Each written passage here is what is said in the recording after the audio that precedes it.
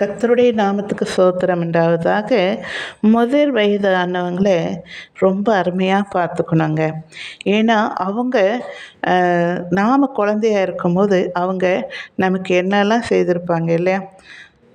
நம்மளுக்கு ஆயெல்லாம் தொடச்சி விட்டு, குளிப்பாட்டி, பவுடர் போட்டு, நம்மளுக்கு நேரத்தோடு அந்த 1 மணி நேரத்துக்கு ஒருக்கா பால் கொடுத்து, பிள்ளைகளை எவ்வளோ அழகா கண்ணும் கருத்துமா அது நடக்கிற போதும், அதுக்கு உடம்பு சரியில்லாத போதும், அதுக்கு எவ்வளோ வளர்ற வரைக்கும் படிப்பு தேவைகள், எல்லா தேவைகளும் துணிமணி, மெடிக்கல் ஆஸ்பத்திரியோ எவ்வளோ இருக்குது. அது உங்களுக்கு தெரியாத ஒன்றும் இல்லை.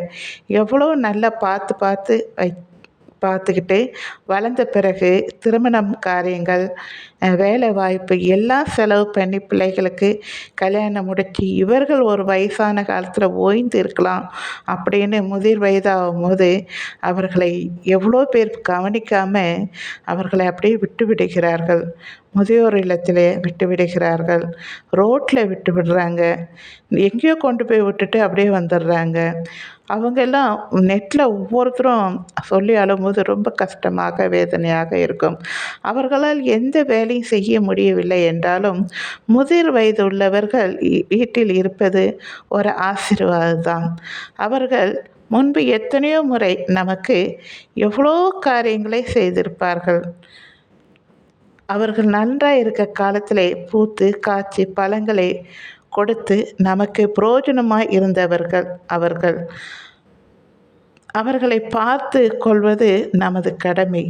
முதிர் வயதிலே அசட்டை பண்ணாதே, அவங்களை சேர்த்துக்கொள் என்று நீதிமொழிகள் புஸ்தகத்தில் 23ஆம் அதிகாரத்தில் 22 சொல்லப்பட்டிருக்கிறது. உன்னை பெற்ற தகப்பனுக்கு செவி கொடு, உன் தாய் வயது சென்றவளாகும்போது அவளை அசட்டை பண்ணாதே என்று சொல்லப்பட்டிருக்கிறது. உன் தாய் தகப்பனையும் கனம் பண்ணுவாயாக.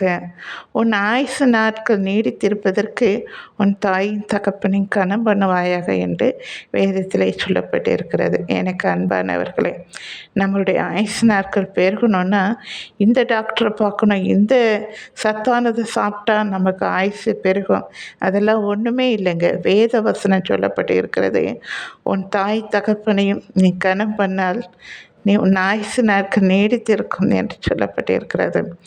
எனக்கு அன்பானவர்களே, நீங்கள் தேவ வார்த்தைக்கு கீழ்ப்படிந்து நீங்கள் செய்தாலே ரொம்ப ஆசீர்வாதமாக இருப்பீங்க.